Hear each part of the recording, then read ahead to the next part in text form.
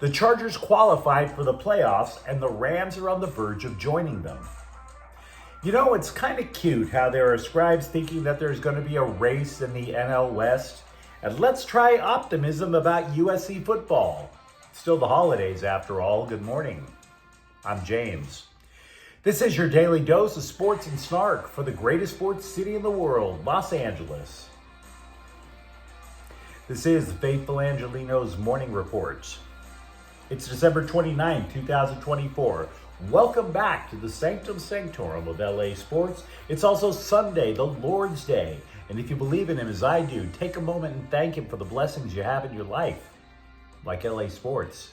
And if you like being in the know about LA, clickety-clack the like button. Clickety-clack the subscribe button. There's a notification bell. Hit that. It'll let you know when we drop new content. Sharing is caring. Let people know we exist, and by all means comment. Now, before we go through the news and notes, a look at the scoreboard. A glorious Saturday, a clean sweep for the Angelenos. For example, Rams 13, Arizona 9. You know, the Rams may not be the kings of football, but they are the princes of thieves. They picked off Kyler Murray twice in the red zone in the final 3.5 minutes of the game. Once by rookie Cam Kinchins, the latter by Ahkello Witherspoon, who dove across the end zone for his interception with 40 seconds to go. Kyren Williams scored the only touchdown for the Rams, which is kind of troubling because the Rams got stifled by the Cardinals' defense. They were held to just 257 yards of total offense. But the Rams defense, oh my God, so young. No Aaron Donald, so helpless. What are they going to do? They're going to hold 3 consecutive teams to less than 10 points.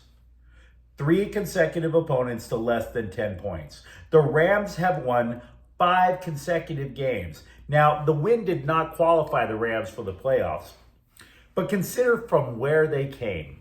After week 6, they are 1-4 with an 11% chance to make the playoffs. Even if Seattle comes in next week and beats them in the season finale, the Seahawks would need a ton of help. The Rams have a 99% chance. It is so complex. They could clinch today. We'll break it down later in the tape. Meanwhile, Chargers 40, New England 7. I guess the Bolts wanted to make a statement, don't you think? Justin Herbert passes for 3 touchdowns, 281 yards, which, for all of the injuries that he's had this year, frankly, he looks playoff ready right now. Ladd McConkey catches 2 touchdown passes, sets franchise records for receptions and receiving yards by a rookie. J.K. Dobbins rushes for 76 yards and a touchdown in his return. The Chargers defense, by the way, holds New England to 181 yards of offense. Derwin James, 2 sacks. Now, by no means am I claiming the Chargers are a perfect team. I don't even think it's what ideally Jim Harbaugh would want. But once again, this guy, this coach, has proven himself to be a quick turnaround specialist. They've doubled their wins from last year, if you remember that flaming poop show that Brandon Staley put out there. If the playoffs, by the way, started today, the Bolts would have the 6th seed and they would play at Baltimore. 22nd ranked UCLA 65, 14th ranked Gonzaga 62. Statement win. Kind of looks like the Bruins took that loss to North Carolina a little personally. Eric Daly scored 18 points. 4 Bruins reached double figures, and they snapped a 4-game losing streak that they had against Gonzaga. The Bruins aren't even known for rebounding, and yet they grabbed more boards than the Bulldogs as well. Lakers 132, Sacramento 122. Even without LeBron James, who didn't play due to illness, the Lakers spoiled Doug Christie's debut as interim coach. Anthony Davis scored 36 points. Austin Reeves adds 26. Kings 4, Edmonton 3 in overtime. Quentin Byfield scored the game winner. Meanwhile, today, Philadelphia is at the Kings at 6, and that is a hell of a look at the scoreboard. Let's get to the news. CBSSports.com ran a headline. How does Corbin Burns and Teoscar Hernandez signings change the NL West? Spoiler alert, it didn't. Totally didn't. Stop fooling yourselves. Stop trying to fool us. You can't fool us. Nothing has changed. The Scribes, I swear, they're trying to hype whatever they can. They're trying to create drama wherever they can. And they keep talking about the National League West like you would see at a pharmaceutical commercial, right? Like there's a bunch of middle-aged fat guys or fat people dancing in the streets over this brand new drug that'll make all their dreams come true. Oh, we're reaching our goals. We're going to beat the Dodgers in the NL West. And once these people in the streets stop dancing like Trump, that fist punchy thing, here's your cold, hard reality. Corbin Burnes changes nothing. Corbin Burnes gets Arizona into the wild card discussion. Stop it. Because the offense isn't as good as the Dodgers. And LA, by the way, can go 8 deep in the rotation. Meanwhile, look at the rest of the division. Slime Diego has only lost players, 7 of them to be exact. Scum Francisco, they lose Blake Snell to LA. And if you have, people have to remind you that the Colorado Rockies even exist. So stop it, guys. The NL West is on lockdown. Here's something they don't even want to admit up front because they keep posting rumors about all these players that Dodgers desperately need. The Dodgers right now are better than last season's roster. No disrespect to Jack Flaherty, but Snell is an upgrade. So stop it, Scribes. Stop it. The NL West is on lockdown. I mean, seriously, welcome to the Chavez Ravine Penitentiary. You're not going to escape. The Dodgers had it locked. Speaking of starting pitching, the Dodgers finally met with Japanese pitcher Roki Sasaki. LA is the 6th team to contact the Phenom, and the Phenom enjoyed some punch and pie. Maybe he met with the other 5. There was this rumor during the winter meetings. The rumor claimed that his agent already had a handshake deal in place with the Dodgers. Maybe he's meeting the other 5 teams simply to make it look legit. I don't know. But you could easily imagine why Sasaki would want to come to LA. Anybody remember Yoshinobu Yamamoto and Shohei Ohtani? I think the guy is going to be able to talk pitching with his countrymen. The New York Post John Heyman is described poorly. They call him an MLB insider. But he misses so many stories. He's not an MLB insider. He's more like MLB periphery. He is so far on the outside, he can validate whether or not the earth is flat. That's how much he is not an insider. But we want to be fair. Yesterday, a bunch of people took to Twitter to clown the guy because he wrote that there was a signing on the table for free agent slugger Anthony Santander. Of course, that seemed a little odd, seeing as how the Dodgers signed Teoscar Hernandez. Here's the problem. The people retweeting, the bloggers who retweeted John Heyman did not quote him correctly. Heyman didn't say a signing was on the table, that the Dodgers were going to add Santander. He wrote that if the Dodgers didn't get Hernandez, Santander was a possibility, that Santander was on the table. And of course, we had already talked about this before. He'd been on the rumor board for quite a while. The one problem I have with Heyman is Heyman never updated it to reflect that the Dodgers did in fact sign Teoscar Hernandez. So before anybody gets worked up, Anthony Santander not coming to LA. They're not overloading with every free agent outfielder on the board.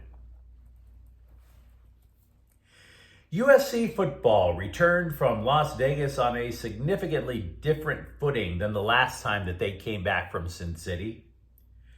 I don't know about you, but even if you're a Trojans fan, you kind of look at them with jaded eyes. You know, even though the Trojans recorded 3 consecutive winning seasons, even though Jaden Mayaba passed for 295 yards and he finished his audition as the #1 quarterback with a 3-1 record, Do you feel jaded? I admit it, I do. At best, you can appreciate the Trojans for their grit, but 7-6 isn't exactly a reason to pop bottles, right? And I admit I was talking a little too optimistically about USC last summer after their bowl win with Miller Moss. But what do you say we try a wee bit of the optimism again? Let's all drink a little bit of hopium on Sunday. Because, despite all the defections in the portal, maybe they could be better. For one, I honestly believe the receiving room needed a bit of pruning. I think a lot of those players got a little too high on their own supply and didn't apply themselves. And with the people coming back, I think the skill positions remain a big plus. Look, most of us would be cool with the receiving room that starts with Jacoby Lane and Mekhi Lemon. They were terrific in the bowl game. I also think freshman running back Brian Jackson could wear down defenses, which would preserve fourth quarter leads. Huge problem for SC.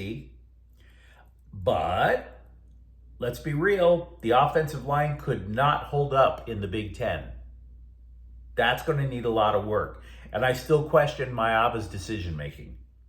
Now, for his part, Lincoln Riley said that he's, quote, very confident, unquote, in Maava going forward. I wish I had that level of optimism, but who am I? One person who will not be along for the ride next year is going to be edge rusher Jamil Muhammad, who said he's leaving the program not to go into the transfer portal, but to enter the NFL draft. Now, that's a bit of a thing because, yes, it's true, the defense is going to return some talent in safety Kamari Ramsey, linebacker Eric Gentry. They've also added 2 big defensive linemen in the portal. But a big problem that USC football had all year was not generating much of a pass rush. So maybe they could be better. Maybe. I'm feeling charitable. It is Sunday after all. The Chargers' Elijah Molden, his season is over due to a broken fibula suffered in Saturday's game, and it totally sucks for him. I mean, The Chargers acquired him for chump change. He was a high draft pick for the Tennessee Titans. The Titans soured on him. And then he comes over here. He understands the defensive concepts better. He steps up when the defensive backfield was thinned out. And he played so well that the Chargers were able to move Derwin James to the nickelback, which in turn enabled James to make more of an impact anywhere on the field because he wasn't just sitting there playing deep. They could line him up at linebacker. They could line him up as a rusher. But now with Molden out, the depth at safety is a question because Alohi Gilman has not played in months. Also with the Chargers, Antonio Gates, who did finish his career with the Los Angeles Chargers, reached the final 15 nominees of for the Pro Football Hall of Fame. The official class is going to be named February 6th. Now, we talked earlier about how the Rams could qualify for the playoffs today. Because look, next week's game against Seattle is not winner take all. Should the Seahawks win, the teams would have to go all the way down to the 5th tiebreaker, strength of victory. And LA has already beaten Minnesota and Buffalo. Here's how it is possible that the Rams could clinch today. If 3 of the following teams win today, the Rams are in.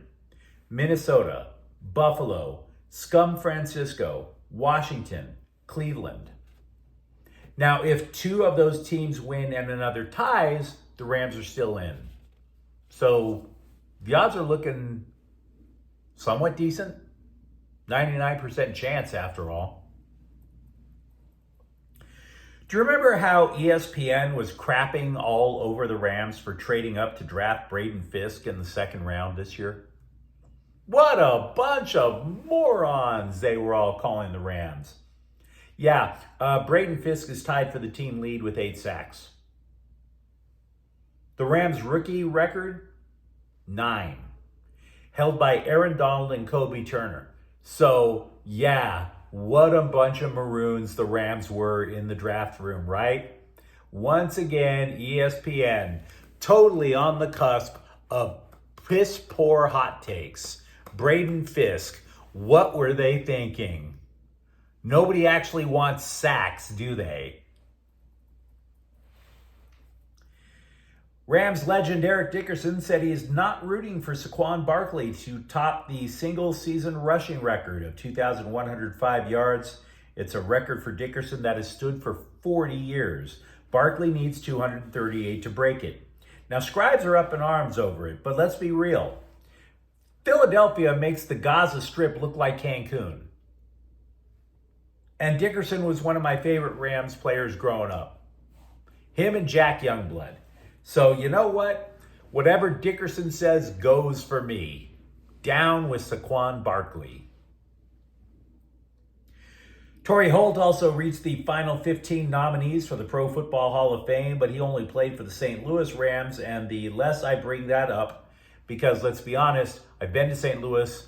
St. Louis is a wart on the ass of society, so the less we talk about the Rams being there, the better. We continue to take note of all the good work that UCLA and Deshaun Foster has been putting in the transfer portal. They added a wide receiver from Cal in Mikey Matthews yesterday. He may wind up being a dual threat in that he also returns punts. But you let me know what you think in the comments thread. Talk to me about how excited you are about the Chargers and the Rams. And for that matter, what do you think? Name the drug that the Scribes are taking when they think that there might be a challenge in the NL West. And if you enjoyed the content, don't forget to subscribe to Faithful Angelenos. We talk LA sports every single day. Thank you for watching. I'm James. We'll be back tomorrow. Faithful Angelenos is a Kian Corte El Queso production. Take care.